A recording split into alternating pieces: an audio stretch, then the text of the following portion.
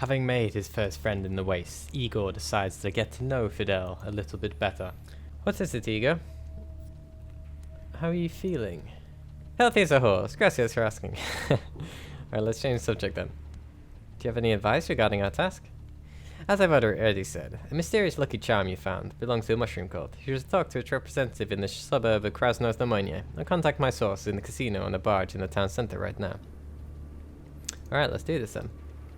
Not too much to ask. I guess he doesn't have too much else. Can I ask you a few questions? What do you think about Krasnoznamenye? The town is more dangerous than it looks, Igor, and it looks very dangerous. There's such a big fish here that will swallow us whole effortlessly. Wow! Can I ask more?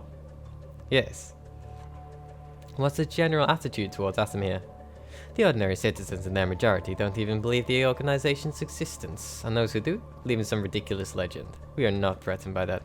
The local authority, the Chamber of Commerce on the other hand, I think they're suspecting something. Their attitude towards us is very tense. It is understandable though. Think about it. You're in a power like a king or god himself, but somewhere there's an organization that has enough weapons, resources, and manpower, and is secret. It's clear that they fear Atom, and they might be right to do so. Ah, I see. Can I ask something else? How's the local development of the community going? Oh, we muddled through. Before, when we had public votes, when there was less bureaucracy, one could promote an idea. The restoration of TV Tower, that was my project. Now, however, no one's just displeased. Things are more complicated now.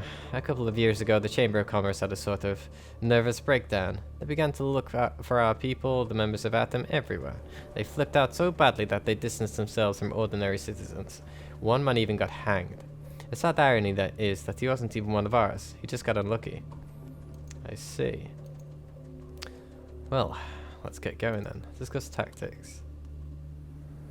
After speaking with him for a little while, he figures out that Fidel makes up for Igor's weaknesses with his strengths, where Igor is weak in strength, quite literally, and also melee attacks.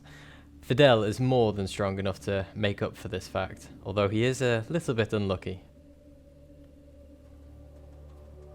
Igor decides to temporarily avoid the cult, and wishes to talk to other people in the nearby vicinity in order to gain some useful information before speaking to them. Some of these people are more interesting than others.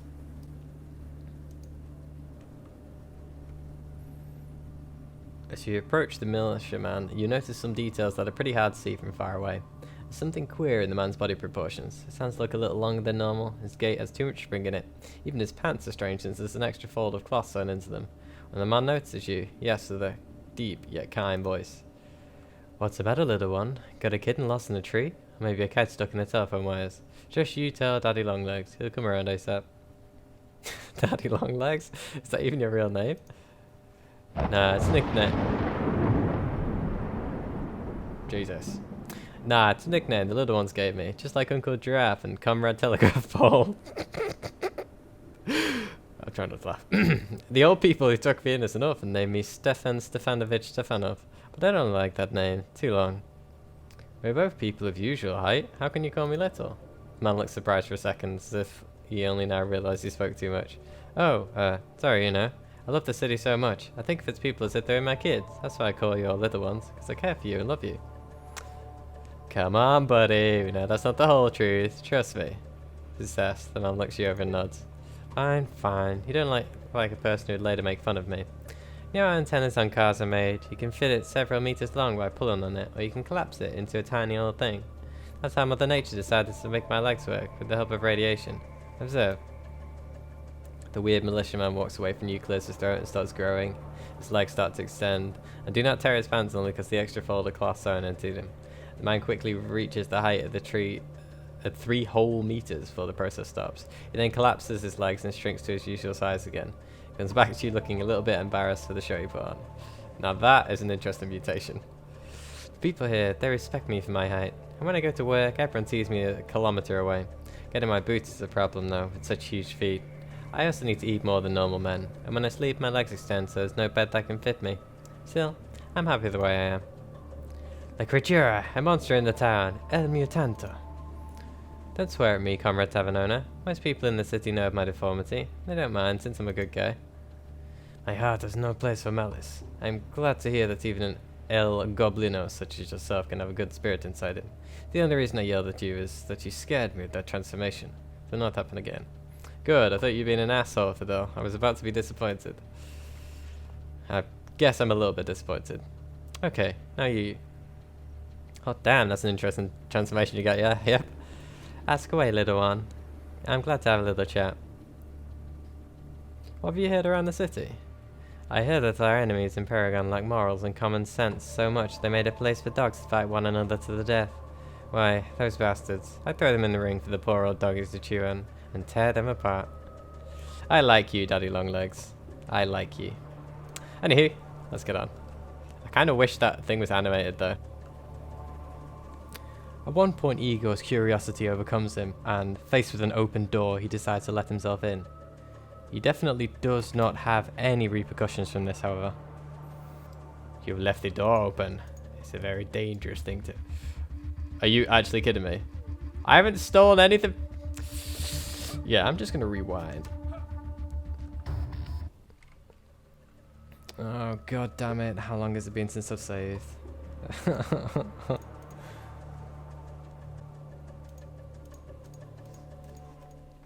Igor then addressed his questions to a man watching the crowd. An attractive, surprisingly well-dressed man is watching 5 strange-looking people in white attires, whilst trying not to draw attention to himself. He's observing the movements of the preaching woman and is listening to the words of a lecture. Having failed to notice your approach, he flinches and stands tall. Oh, hello. Sorry, can't talk right now. I need to keep an eye on these cult members, lest they do something bad. So that probably is a mushroom cult then. Why do you think they might? Oh, of course. You never know what to expect from such ignorant people, those who oppose progress. Just listen to what their leader's saying. Only don't take it close to heart. These are all lies. Right, maybe I will listen. Wait, can I talk to the other guys? Tall man with a serious look on his face listens to the sermon of the mysterious woman in white. He's taking in her words and only occasionally slightly nods. As he notices you, he steps back a bit. Please don't distract me. The sermon is of Mistress Devi Christou is very important. What's it about? World unfairness. I see. Can't have. The young woman dressed in white is quietly whispering some barely audible prayers, constantly bowing to the woman standing in the centre and lecturing loudly. Her face, however, is expressionless, as if her thoughts are somewhere far away. As she senses your presence, she raises her head and addresses you in an unexpectedly mundane tone. Hello, traveller. Did you come here to stop living in its sin? Not really. I was just passing through. Well, I doubt you could help with that. You're mistaken. Perhaps you're not yet familiar with the teachings of our mistress, the powerful and all-merciful Devi Christou.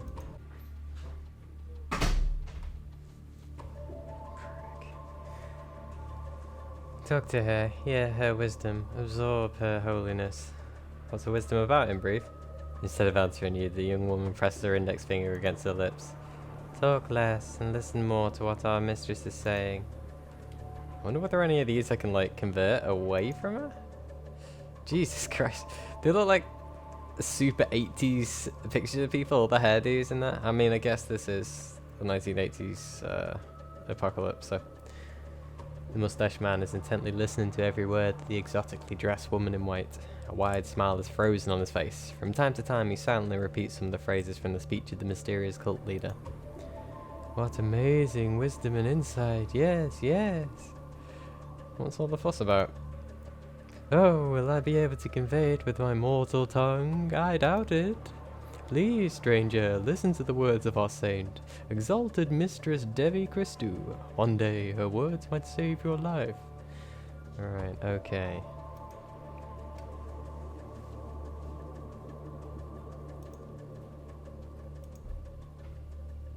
Glazed and focused gaze of this man who's swaying rhythmically to the sermon of his companion suddenly stops on you.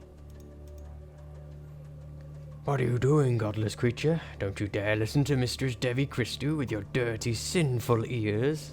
Listen with your heart only. Yeah, whatever you say. These guys not have shoes. Ugh, imagine all the broken glass that's lying around as well. Daddy Longlegs, you coming here to help me shoot these infidels?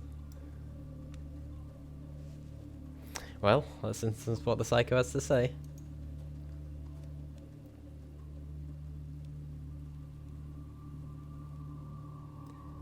The young woman standing in front of you is rather attractive, but there's something repellent about her. A troubled, restless, somewhat wild gaze, strange manners, and the unnatural, serene smile on her frozen face. Definitely looks like a interesting individual. As she sees you, the woman makes a gesture you've never seen before, with 2 fingers of her right hand, and lowers her head. Oh, I guess I've seen that in one place before. Those weren't your feet, but Mother Cosmos that brought you together today with the Saint Martyr for the truth. Vana Banana Devi Christu. The name of the sitting wolf. I often teach lessons of the utopian religious anarchy in this town, in spite of hypocrisies pushing me away. You must have heard my speech. Tell me, servants of God, did I manage to convince you that the earth... You must have heard my speech. Tell me, servants of God, did I manage to convince you that any earth authority is false? I don't know, somehow. I haven't made up my mind yet. All you managed to say is somehow I haven't before your interlocutress finishes the sentence for you. Made up your mind? You haven't made up your mind? Is that what you wanted to say, child? Your mind said it faster than your lips did. But the great magician Varna knows the hidden things. Isn't my obvious skill of telepathy not enough for you to trust my worldview completely? If I say this, is she going to say even a hedgehog would have guessed it? That was clear as day how my sentence would end. Even a hedgehog would have guessed it. You shouldn't be laughing at that. Hedgehogs are natural-born yogis. Have you seen the balls they roll into? And now that I've distracted your attention from the essence of the complaints, the unusual woman turns to the public. Dear friends, Fana Banana, a miracle worker and fortune teller, is leaving you to enlighten the Otradno village. Thank you for your faith in me. That was a hell of a commanding hand movement. With a commanding hand movement, she summons her associates and the thunder, and they all leave together. Yeah, what strange people. And just like that, they're gone. Oh, this dude. Yep. Hello? Hi. They're still staring at these 5. After these 5, when a surprisingly well-dressed man with a clean haircut approaches you. He stands next to you and places his hands akimbo on his hips. Did you see that? The sorts of people who roam in the wasteland these days. They're just common people, no worse than most, I guess. I wish I could agree with that, but unfortunately I can't. They stink of a new destructive cult. By the way, would you like to make some money? I guess. The man turns and gives you a big smile. My name is Igor, and I represent a scientific charity called Mycelium, or as our enemies nicknamed us, the Mushroom Cult. We, however, are anything but a cult. I don't want to say that because that gives it away. Oh no, another cult member. Oh, no, I'm not a cult member. We have nothing against the existing official religions. We're just a scientific and educational philosophical movement. That's what I'd say as well. How about that's what Scientology paints itself as? Listen, I'd be glad to discuss any questions you have, but first I'd like to make you a job proposal. Alright, what do you want to propose? The man comes close to you. Unlike most wasteland dwellers, he doesn't stink of body odor, alcohol, or any other even more unpleasant substances. He only smells of clean clothes and a bit of road dust. The thing is, I've been following the activities of the so-called Devi Christu for a long time, and the conclusions I've drawn are rather grim. We're dealing with the leader of a potentially very dangerous cult. I'm tempted to ask, are you afraid of competition? Are you afraid of competition? No, it's not like that. We're nothing like these charlatans. Devi Christu is lying to people and pretending to be a goddess or a prophet. We don't even touch upon such subjects. Science and humanism are paramount to us. Alright, so what is it you want from me? You look like someone who knows how they behave in the wasteland, so I'd like to offer you to follow these cult members for a while, to find out whether they're actually really dangerous. Well, that sounds simple enough. How exactly should I be following them? As far as I know, Devi Christu and her disciples are on a small tour around the wasteland. She's determined to find some new poor souls who believe in her dubious sermons. Right now, they're on their way to a small village of Otradno. Intercept her there and learn about their further plans. Alright, I'll try and do that. Great. Once you've gathered enough information, come back to me. Anyway, if you have any questions about our organisation, don't hesitate either. Just approach me. I'm nearly always standing here, in the suburb of Krasnostamonia. Let's see. Maybe I'll approach you. And then he strides confidently off back to his house. Yeah. I guess that's where he spends most of his days then.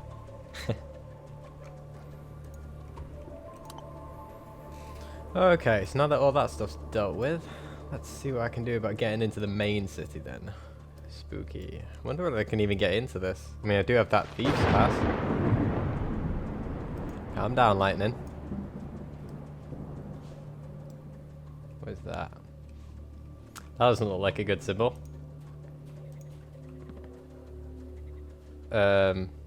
What? You know what, never mind. Let's talk to this person. In the dimly lit place, you don't immediately notice a dark-skinned thin woman leaning over a crystal ball. Oh yes, the dress wasn't completely noticeable at all. That's glowing from the inside. Slowly, the woman takes her gaze away from the crystal and raises her eyes full of mystery at you. She takes her time to speak. Her voice is deep and a bit husky. Another traveller dared to visit the cell of the enchantress and clairvoyant fortune teller, Sarah. Are you brave enough to learn your fortune? To receive a priceless advice about what you need to do to win the favour of Mistress Fortune? Or perhaps you want to purchase amazing lucky charms? Can I? I don't have the best luck skill. Requires intellect less than 4. Oh god. That makes sense. But to be fair, these have actual game effects. Dex, luck, attention, strength, endurance. No intellect, understandably. And a condom, of course. But that's actually pretty nice. It's almost like the really low intelligence options of Fallout New Vegas with all the conversation options they had there. I'm interested in your services, Sarah. Fortune telling, lucky charms. Well, not lucky charms, but you know. As if out of thin air, the fortune teller gets an array of strange trinkets in her hands. Her eyes are sparkling in the darkness of the room. Fortune telling, lucky charms, make your choice. Our whole life is a continuous choice. Tell me my fortune, Gypsy. I'm curious. First, cross my palm with silver. But my fortune telling powers are telling me you might want to run away without paying. It's 20 rubles. How much have I got, actually? It's at the top, isn't it? No? Ah, 2,100. Why not? Okay, here's the money.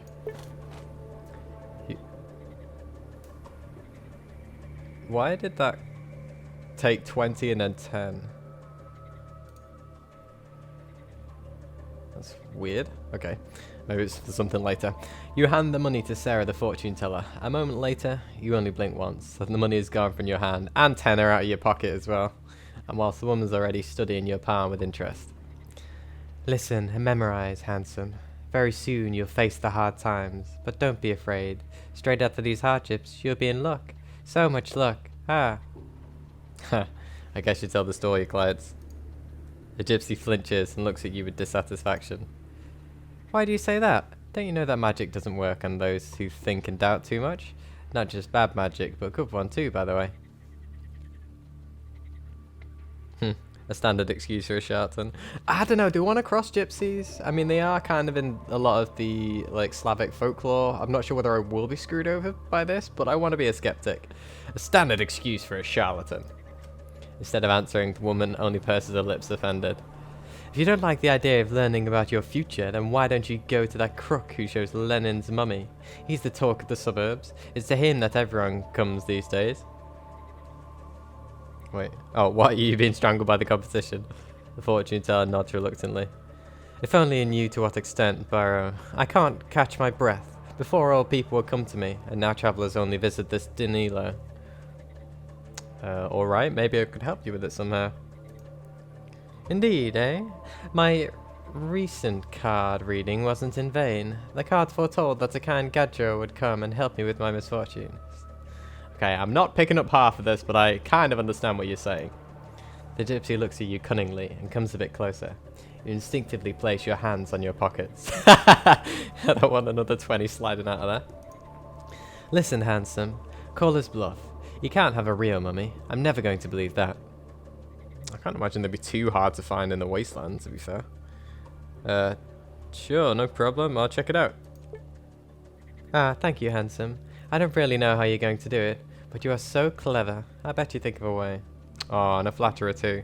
I hope I get paid for this. And something I can actually equip, unlike those lucky charms. Right, I better find this peddler down in the suburbs. Igor had a look around the ramshackled buildings on the outside of Krasnoznamoye, but unfortunately all he counted were locks. Whilst he attempted to challenge these, he was given a polite warning by a local guard. Nope. Can I lockpick these? Tactical quick save. Ask for help. Oh, from teammate. Can I... If he's looking at me... Okay. I was just testing the lock for, rust. I'm just off to not test more locks in this direction. Good sir. Igor decided it would be best if he attempted to get into the city legally. I have a strange feeling that I shouldn't go into this house for some reason. Okay, onto the gate guard. Oh, he looks very stern. It's gonna be a pain in the ass opening this for every newcomer who comes through, actually. Alright, let's have a talk. Looks like he means business. You see a tall, strong man in heavy armor and Ushanka hat. He turns to you while simultaneously grabbing an automatic rifle hanging from his neck. Well, well, well. Entrance to the city costs 30 rubles. It's a fee. 30? Where does this fee come from? Who came up with charging people for entrance? Who? Our boss says that's who. Surely you don't think that any street rat can freely walk into our city. The guard gives you an angry look. Suddenly he blinks as if having noticed something important about you. His eyes suddenly widen as he quickly steps back from you. He looks genuinely, or at least seems so, terrified. Is he taking the piss, or is he looking at Fidel behind me? What? Oh my. How come I didn't notice it straight away? You have Krasnov syndrome. No way. I can't let a sick man into the city. Epidemic is the last thing we need. What the hell is Krasnov syndrome? I'm gonna have to look this up now. Be right back. Okay, so Google says no. This whole Krasnov syndrome is just a rumor. There's no such thing. Or first aid, maybe you're infected. I don't think I had the first aid skill for that. Unfortunately, I can't check. Try intellect. No, what are you saying? Must be a fever talking. But don't you worry. We'll figure out how to help you. It'd be good for you to get some help from the city hospital, but they can't let you in just like that. The man pretends to think really hard, then mischievous grin appears on his weather beat. I'm gonna get extorted, aren't I? Oh, I do have a kind heart. I'll let you pass, but for 1,000 rubles. Okay. But now, what kind of nonsense is this? This is corruption at its worst. What can I say, Igor? Of course, this is Krasnoznamoye after all. Everyone here is corrupt. Hold on there, comrade innkeeper. Don't start with me, because it might turn out that you are also sick, that you've caught it from your friend here. Fidel gives you a helpless look and shrugs. It's obvious he cannot influence what the guard is. The guard gone out of control. This guy is completely off his rocker. I can't wait to get inside and report him to the authority. Oh no, wait, I'll probably get shot.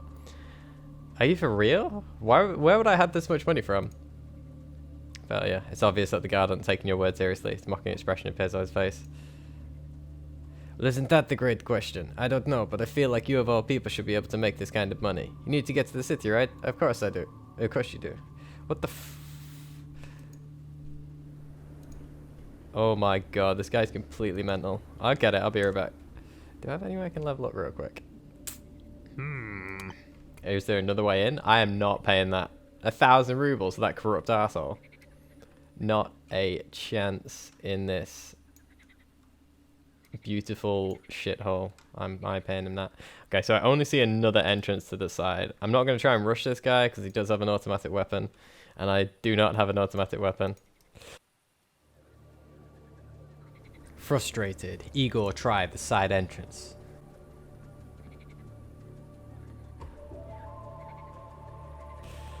Oh, you're kidding me. So close. I'm not paying him 1,000 rubles though. God damn it.